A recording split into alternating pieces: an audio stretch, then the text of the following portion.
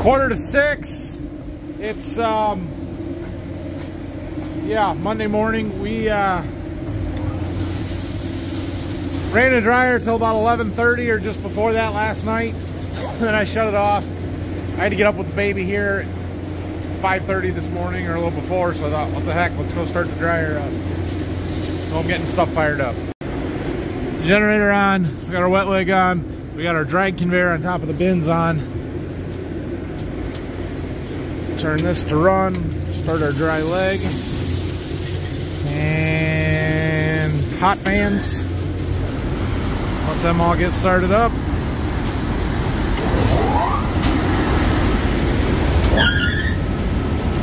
They start two at a time. Okay, then we'll hit our fuel control. This one takes a minute. Flames on. Oh, now we hit our unload button. We're gonna wait for it to come up to temp. Okay, we're up to drying temp, and you can see our ready light is on, so we're gonna go ahead and hit mode. Request automatic, number 2. 15 is our moisture, so we're good there. And now it goes into auto mode, and this number is gonna skyrocket the rate, because last night when I shut it off, you can see from our computer down here, maybe, we were running at 1,439 bushels an hour. So I expect it to get back to that point pretty fast. Yeah, she hung out at 900, 920 for a minute, and then boom, right up to 14. So everything should be good. I'm gonna watch it for a minute here just to make sure everything's turning and it's moving the way it's supposed to. We won't burn any belts off, and I'm going back home. Good morning again. Time to go to the field. Well, as soon as the truck airs up. Brock's here, he's gonna run cart. We're gonna be in the combine today. We gotta go finish where we were yesterday, and then move on to another big field.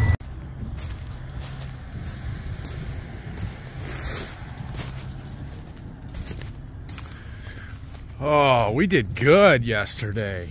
Got a lot done. All right, gotta do our oil check, and we'll get her fired up.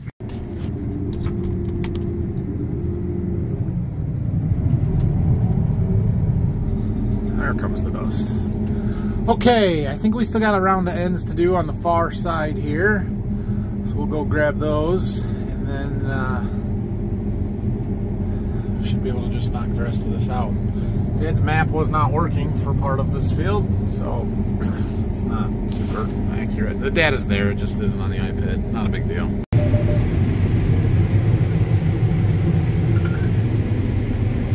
This is really good corn. I didn't realize it was this really good of corn. This is the round average, this is the instant. That's phenomenal corn. That's good. This is a 104-day Golden Harvest G04 G36. Who still doesn't sponsor me. You guys see the advertising I'm giving you, Golden Harvest? Do you see what I'm showing people that your stuff does? I mean, come on now. This is that sand ridge, runs right across there. I'm gonna see if I can find a picture from 2012 of what this corn looked like on this spot. When we had a drought. What a difference rain makes. What a difference rain makes. Let's see. And here's another one knocked out, 65 acres. Good deal. So we do have another cornfield right across this little ditch over here. Right up here, this triangle field. Now, this is the field that's underwater 6 months out of the year normally, although this summer it hasn't, or well, this fall it hasn't been as much. There was water there most of the summer. So there's a big area in this corner that did not get planted. Of the 15 acres in that field, we've probably got between 10 and 12 acres of actual corn growing there. But it should be really, really good corn because it holds water really well, but it never flooded and drowned it out. So we'll see. It was the very last field that we planted. In fact, that's the field that I was planting when the news crew came out and filmed me running the 8RX and stuff. So that was kind of cool, but it is a blend of basically any seed that I had left, all the open plot bags, any half open bags and that kind of stuff. So it's not a specific variety. It was late planted. I believe it was the 20th of May, somewhere around there when I planted that, maybe the 22nd, 3rd, something like that. So it may be a little wetter, but there's not a lot of it there, and we're here and we're gonna get it, because once we get that done, everything in this direction from the farm is about 2 miles that way, is done. So that's good. I don't know how well this will show, but cool agronomic lesson. See how the corn gets taller the farther out you go? The outside row is really short and a little bit taller, and a little bit taller, and a little bit taller, and then it's even. That's the edge effect, right? So the corn on the outside doesn't have any competition, so it doesn't have to grow as tall. The corn in here, it's got corn on both sides of it. It's competition. It's got to get taller to reach that sunlight, and then it's even across the field. But you can always kind of see that on the edge where it really kind of just tapers off there to that outside row. Usually the outside row is still better because it's getting more sunlight because it's got that whole side open. But yeah, interesting. All right, well, we got the ends opened up, and you can see we didn't do any over here. Well, that's because that's this point, and this whole big area was way too wet to plant, and was pretty wet most of the summer, but it did dry out at the end of summer. I was able to mow it, and now it's perfectly dry. We could go all the way across it if we wanted to, but that's not usually the case there. Usually there's quite a bit of water in this field, and I have seen where this field has been 95% underwater, everything but right over there where Brock's sitting in the grain cart is underwater. So there's the road that sits up high there, and then there's a creek that side and the river on the other side of the triangle, and so this is the low spot. This is where it floods. You know, that said, we've done end rows. That's our average. Right here, it's not so great. I mean, not bad, but 200, there it's climbing. It's good corn, right? It's good corn. Potato trucks. The potato trucks are still going down this road.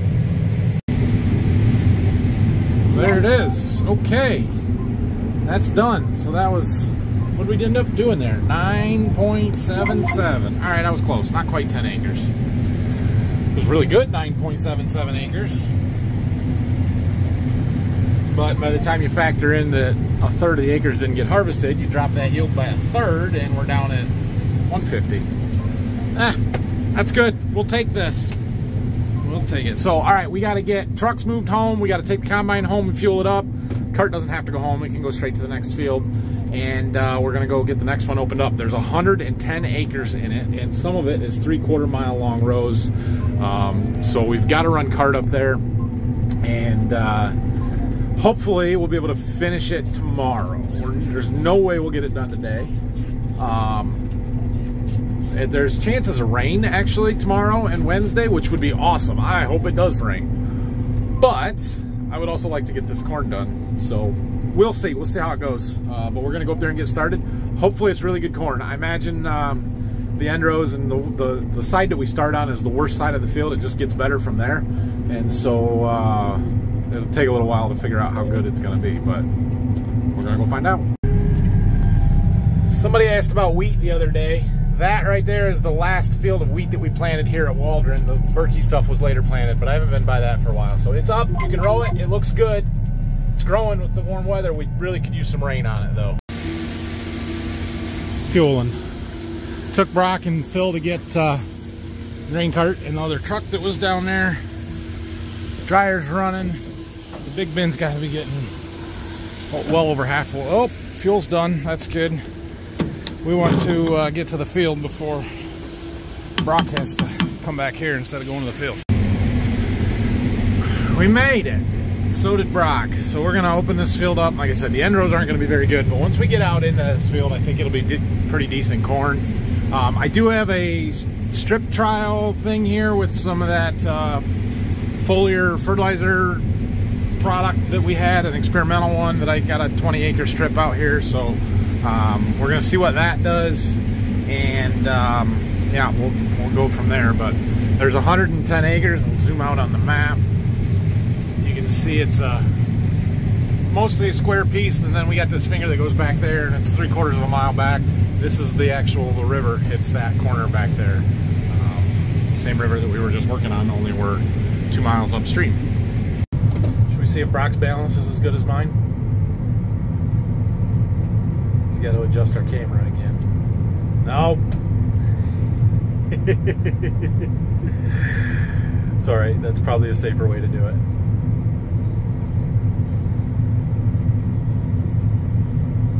Good work. All right, Phil's gonna come pick us up, and we're gonna go get a couple of trucks.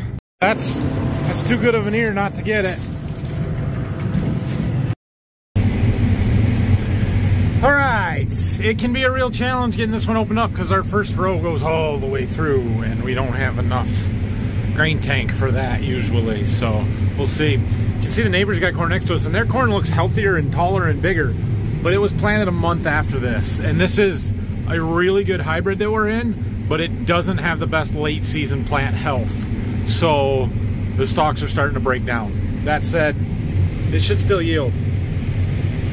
We'll see. We'll see when we get out here. Like I said, I expect pretty good things out here. We did spray a fungicide on this field with the Haggy. We also used that Xyway, which is our starter fertilizer fungicide stuff that we could add.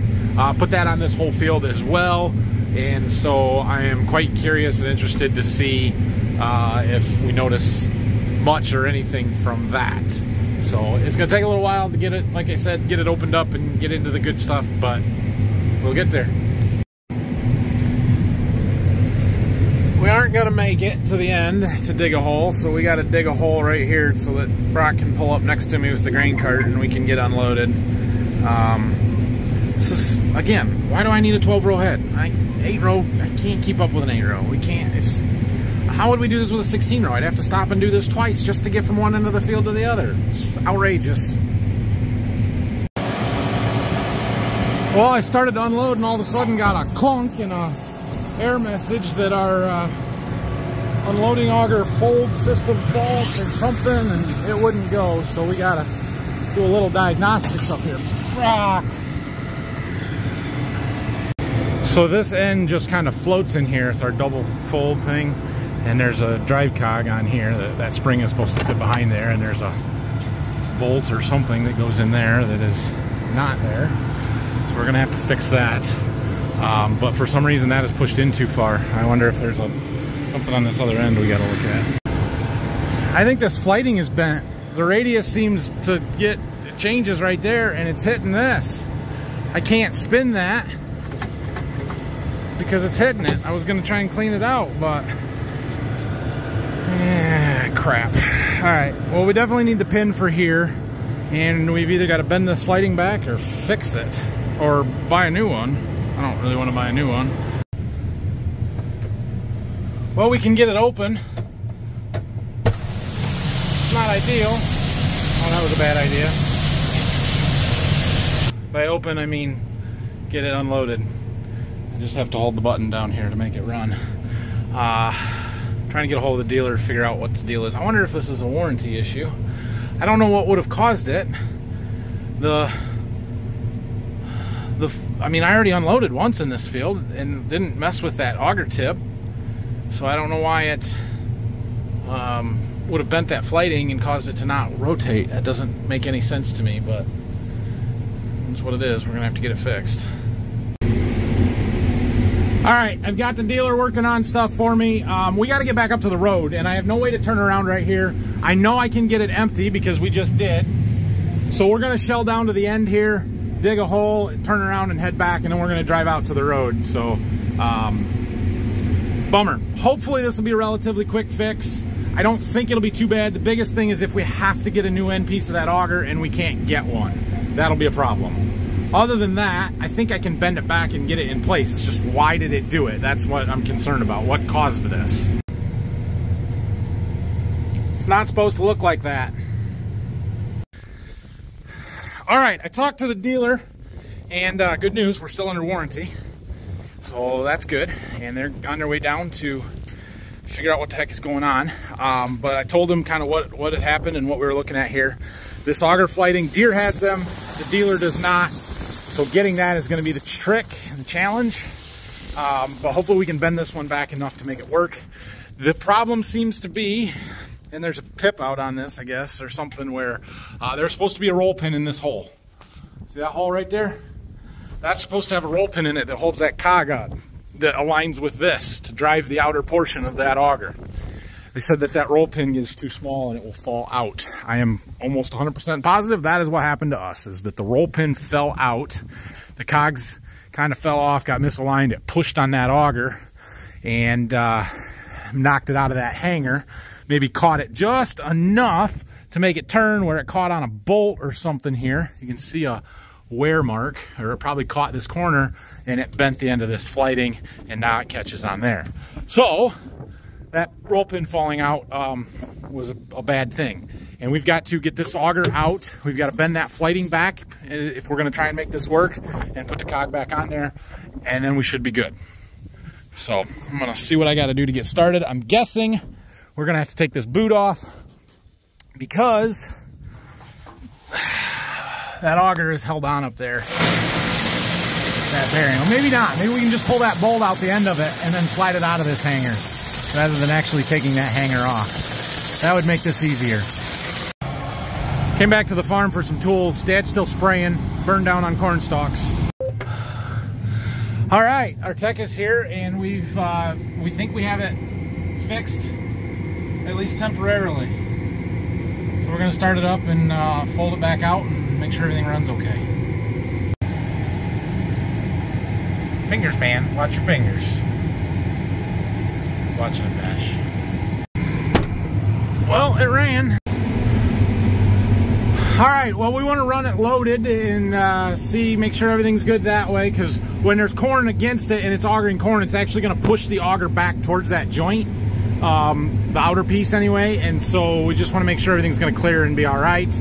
All we basically did there was he pounded the auger flighting back flat, and or not flat, but back where it's supposed to be so that it would clear, and then we put a roll pin in on that end piece to hold it back in there. It's not the roll pin that's supposed to be in there. They don't have that one. They're going to get it. So this is a temporary fix, but it's probably the fix till the end of the year, if I'm being honest.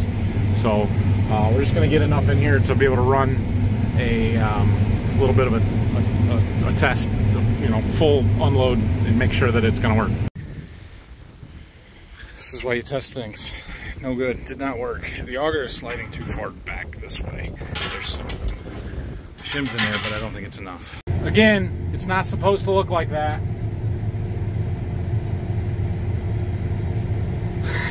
We had to take the boot off to put some shims in. Again, I'll explain this in a minute, but we're going to try and get some stuff empty, because then we can stand on a pile of corn instead of those tarp bows. All right, getting that boot put back on. I think we're good to go here. It unloaded that time just fine. Seems to be okay. So, yeah, let's go up there. It's Phil. It's Phil. Everybody see him? There you go. That's your glimpse of Phil. Anyway, the cotter pin was starting to fall out again. So we pushed it back in, we folded it out, and now we leave it folded out until we get our new parts. And I think we're going to be okay. But we don't, remind me not to fold that back again. Okay, we are back up and running. Sorry, that was a little bit difficult for me to film, but I did my best. I'll at some point try and show you better. But basically what happened is there's we've got that power fold auger, right? So the end of it breaks around for transport and storage, so it's not so long.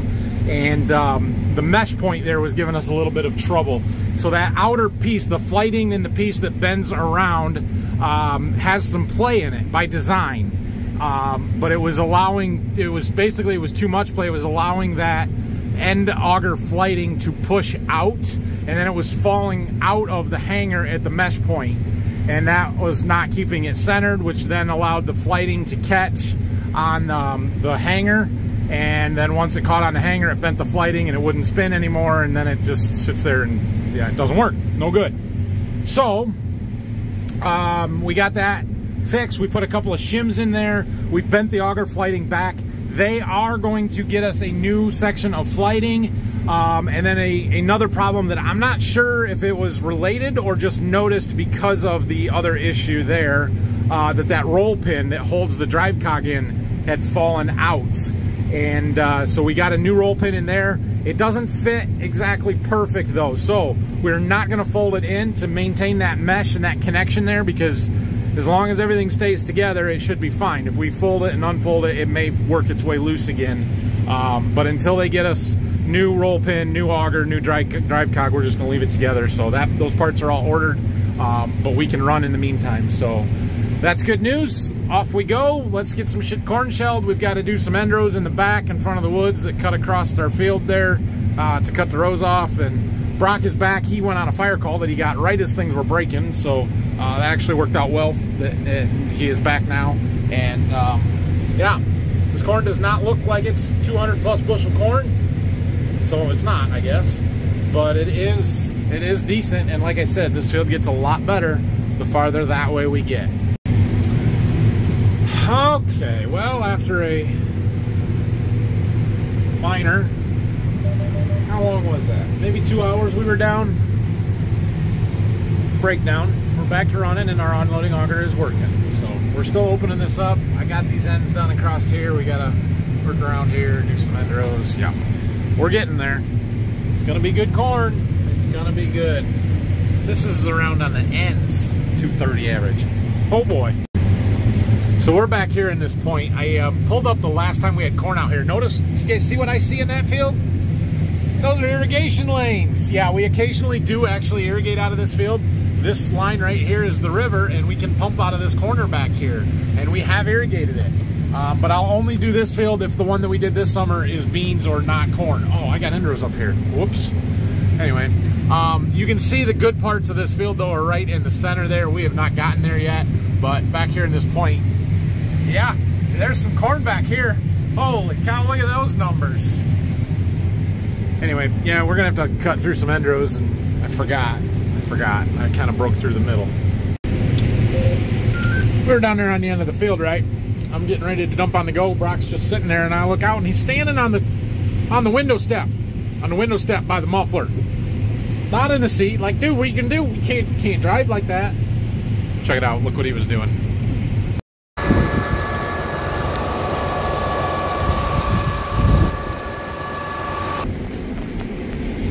Don't be hating because I'm enjoying a nice warm meal.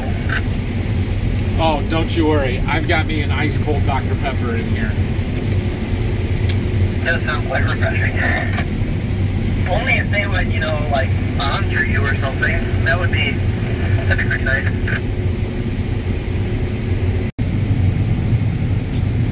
All right, so we're almost 30 acres into this field. I still don't have this point in the back done, but we're getting there. And I've learned a couple of things. One, this is the first of this hybrid that we have combined. This is G10L16, 110-day golden harvest hybrid. If you've been watching my videos, you watched my plot video, you've heard me talk about this corn compared to the 10D21, which is the one we had up in the irrigated field.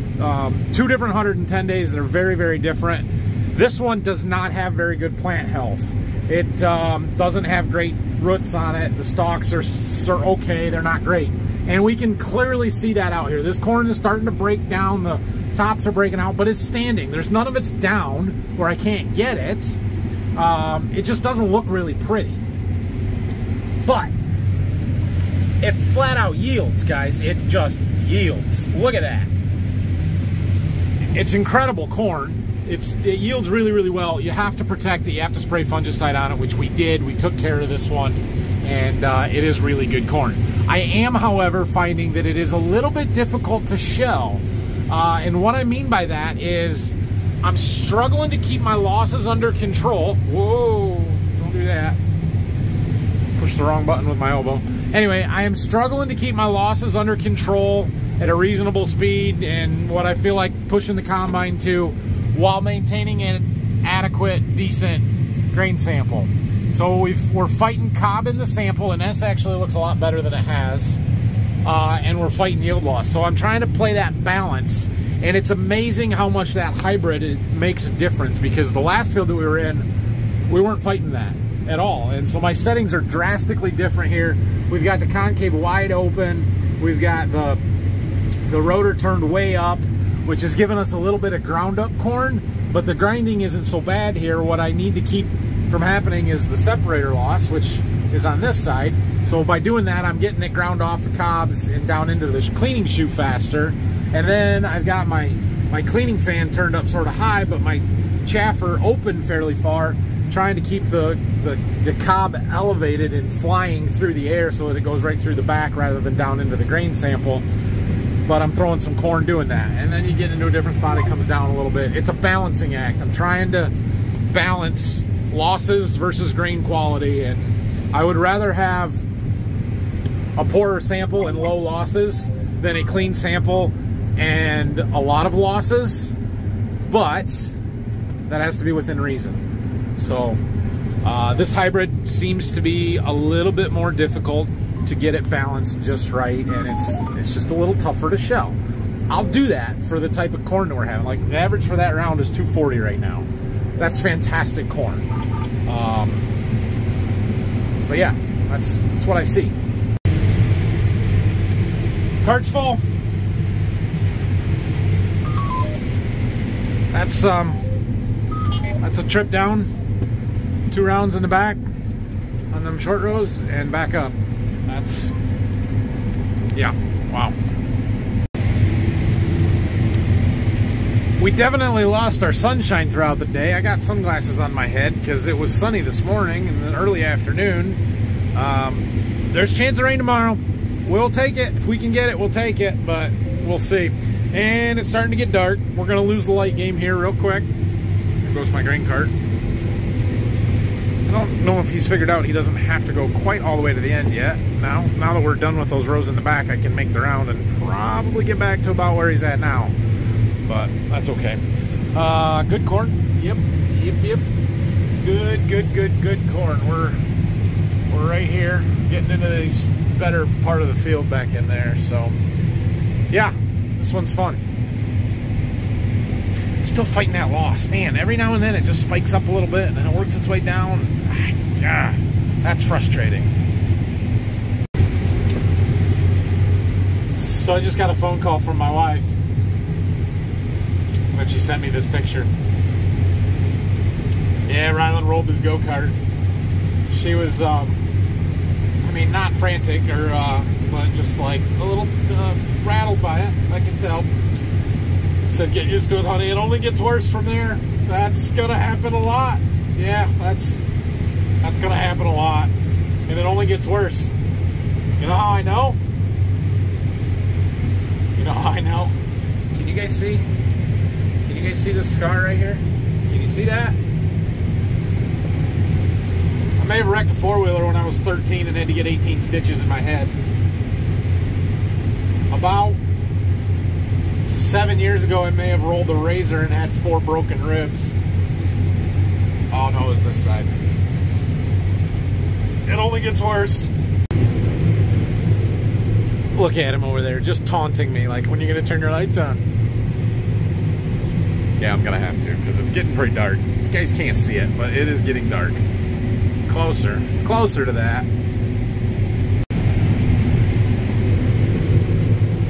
Watch him push the button. Here, he's gonna come on the radio and talk to me. Here it goes. Yeah, see? See? He's just waiting. I know how this works. It's alright. And it's not dangerously dark. I can still see just fine. It's just for fun, people. Relax. Brock just came on the radio, asked if we had an O-ring for the grain cart, because there's a solenoid block right there under that black cover, right down there. And there's an O-ring in there that we have trouble with frequently leaking. The solenoid comes loose and then the O-ring blows out and it leaks. So we have some. I don't know that we have them at the field here though, so we might have to go back to the farm and get them. That is a valve block that controls the spout functions, the tilt and in and out and rotation and the auger pitch. So it's not 100% necessary. You can just turn that off and not use them and it will work fine. But it is a very nice function to have, so we'll probably stop and get that fixed. What else? Oh yeah, I just asked this question on YouTube, and I'm curious, or I'm sorry, on Instagram, and I'm curious what YouTube has to say. So we're in these long rows, right? Half-mile long rows. When I get down to this end, our grain tank is full, or almost full. I need it to be empty when we get down here by the trucks. It does not take that long to get empty. Case in point, grain tank is about empty, right? But we're not down to the end yet. So, what do I do? You guys leave it run? Just like this? You shut it off, dump again when you get to the end? Let me know. I usually leave it run.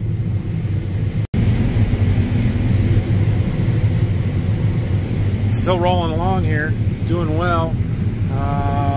We're up to 55 acres, which means we are half done with this field. 110 in it, maybe just shy of 110, so we're a little over half probably. We've made it up to the building site. Have one more pass right there to do. That's kind of long one here, but we got to do end rows behind the pasture there and stuff. So we're going to do that. Phil just brought us an empty truck. The other one is full, and I don't think Brock got empty because Phil wasn't back yet. So I have a feeling we're catching the trucks, but it is 8 o'clock anyway. So I think we're going to call her quits here real quick. All right, so we're doing one more round here. I did those end rows. We're breaking through the middle. Holy cow, look how green that is. Yeah, buddy. The good stuff, we're in the heart of this field, the best part of it right here, and you can tell how much healthier the stalks are. These plants just grew bigger and stronger and healthier, and all of them got treated the same. I mean, relatively the same. The planting population may be a little bit higher here because it's historically a better part of the field. But it all got sprayed the same. Well, I shouldn't even say that. It got the fungicide. It got yeah.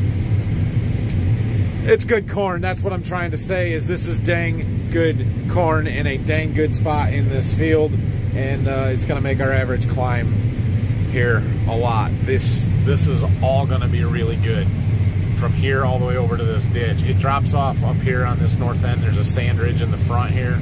But all of this back here is going to be green. And green on that map is 240 plus.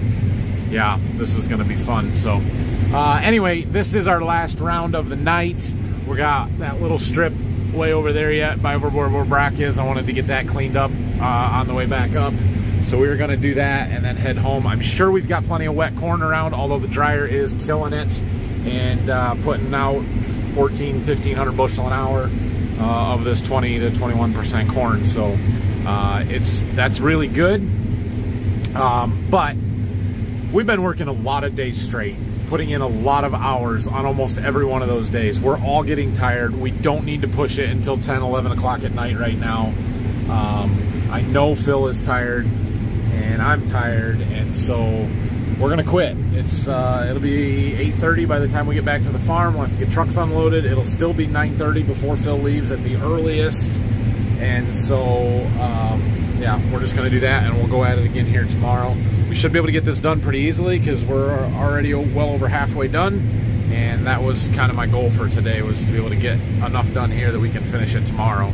And don't forget, we did 20 acres in the other fields this morning. So we're gonna be close to an 80-acre day. In this kind of corn, that's a lot of bushels. I'll have to go add up how many truckloads we've hauled out.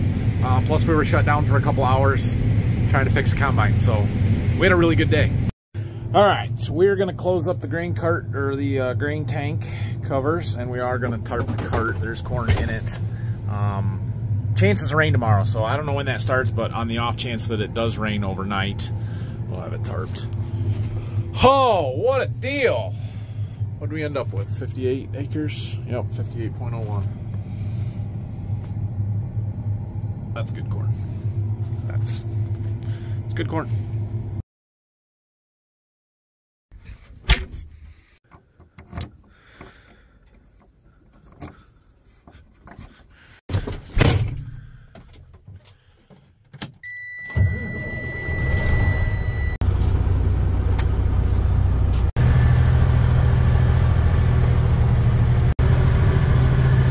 Drags the tires through the ditch. Not too bad. A little bit. Yeah, almost 9 o'clock. Told you. So, anyway, thanks for watching today. feel like this was a pretty good one. We had a decent productive day. I mean, combine broke down. Yep. I've been secretly in the back of my mind being like, man, we've been running a long time with no breakdowns. Like, this is going too good. Something's gonna break. That was a relatively minor one. So we got it up and running in a few hours. We still covered 80 acres today, and they're gonna warranty the parts to fix it right. But fortunately it was a quick fix to get it going. So that is a good thing.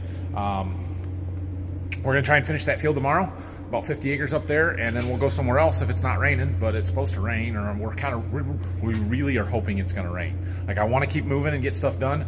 I figured when we started that field, we had about 460 acres to do here at Waldron. So I guess that puts us down around 400 because we had almost 60 done. So still several days of running yet, but we're gonna run out of space in the bins. We need a rainy day so that we can haul corn.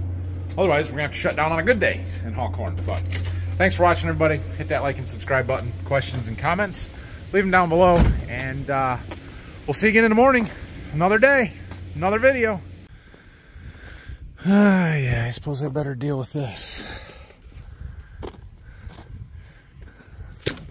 Should just drive it.